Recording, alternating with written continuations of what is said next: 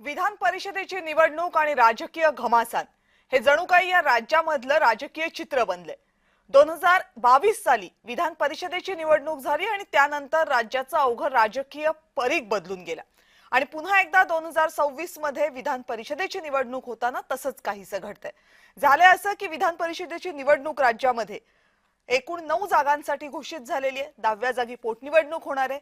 या 9 जागांपैकी एक जागा ही महाविकास आघाडीला त्यांच्याकडच्या असलेल्या आमदारांचा विचार केला तर मिळू शकते। गेल्या अनेक दिवसांपासून सगळ्यांना माहित होतं, प्रश्न एवढाच होता महाविकास आघाडीमधल्या कुठल्या पक्षाला ती जागा मिळणार।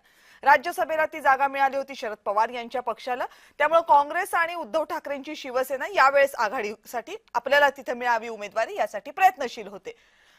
हर्षवर्धन सपकाळ काँग्रेसचे प्रदेशाध्यक्ष त्यासाठी उद्धव ठाकरेंच्या घरी सुद्धा जाऊन आले आणि उद्धव ठाकरेंनीच ही उमेदवारी घ्यावी अशी महाविकास आघाडीची या संदर्भातली मागणी होती।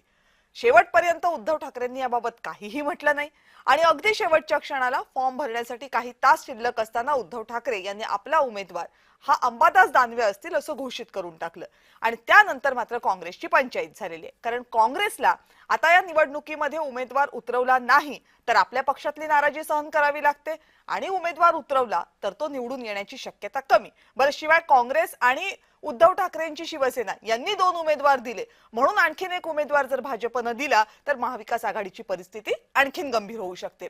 त्यामुळे या सगळ्या मुद्द्यावर काँग्रेस काय भूमिका घेत आहे यावरून महाविकास आघाडी आहे तशी संघ राहणार की तिच्यामध्ये फूट पडणार असा सवाल निर्माण होते।